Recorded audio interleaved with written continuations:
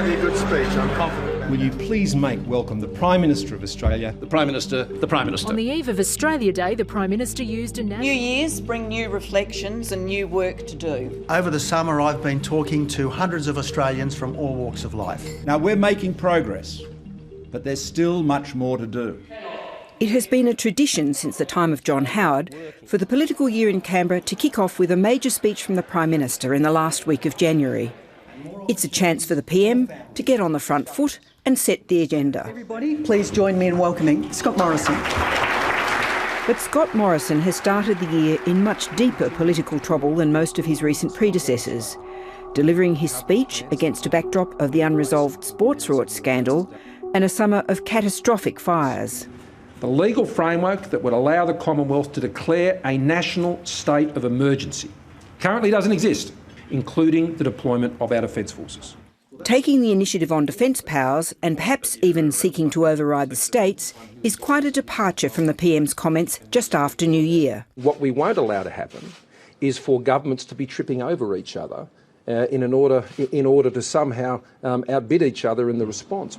And he will have to wear the opprobrium of the fact that former senior emergency service figures were calling for federal intervention, and many of the measures the government has now addressed since his return from his ill-timed Hawaiian vacation, long before our catastrophic fires began. But if we move beyond Scott Morrison's political problems, there is an underlying issue that his announcement seeks to address. Can Australia, amid escalating climate change-driven natural disasters, afford to have its disaster responses run by individual states, and in the case of fires, by volunteers? Or do we need a new professional agency overseen at the national level and, perhaps more importantly, properly funded? Those volunteer units are probably going to remain a core element, but I think the federal view is that we're going to have to do more with larger scale, heavier forces. The resources to produce a climate response force are not going to be cheap. I think we're talking about expenditure in the order of billions of dollars. I believe there is now a clear community expectation that the Commonwealth should have the ability to respond in times of national emergency and disasters, particularly through the deployment of our defence forces. If you follow Scott Morrison's logic, a national emergencies agency, like a subset of defence, is an inevitability. But finding the money won't be the only leadership challenge. The states have large disaster organisations in place and have run them effectively, even if they rely on volunteers who not only give up their time but have to fund their own trucks, petrol and equipment to fight bushfires. This is going to be a tough sell for the Prime Minister, both with the state agencies and also with the Defence Force, which sees itself as having a key role in the national defence of the country, but not in responding to natural disasters.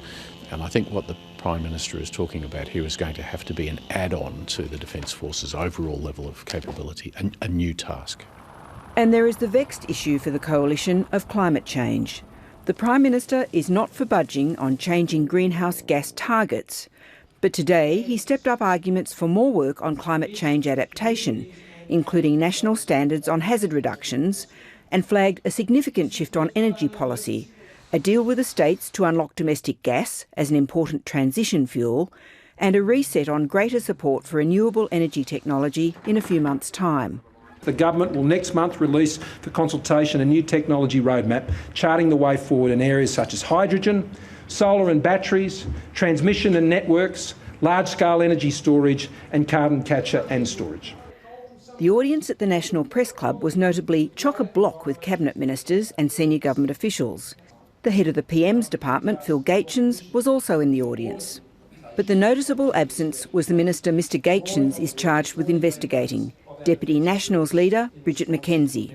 Senior government sources say McKenzie is not expected to be in her job when federal parliament returns next week. Much of the questioning of the PM today went to the scandal rather than his speech. Trying to mop up the political fallout, the PM implied that sports clubs that missed out may end up getting funding after all. And there are many other projects that you would like to support, and the Treasurer and I will consider that as we go forward. But he also flatly refused to concede that there was anything wrong with grants decisions which were blatantly made outside the scheme's guidelines. What's the point of having guidelines for a scheme if they're not followed? As the Auditor-General found, the rules were followed. Guidelines are separate issues.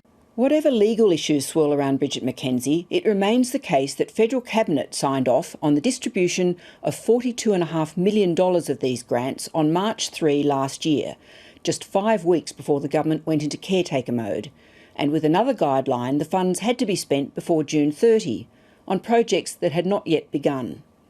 That makes the entire cabinet have to wear the stench of this particular scandal, and the Prime Minister's answers raise all sorts of questions about the governance of such schemes in the future. Hi, I'm Lee Sales. Thanks for watching this story. If you'd like to watch more of 730's stories, they are on the left of your screen.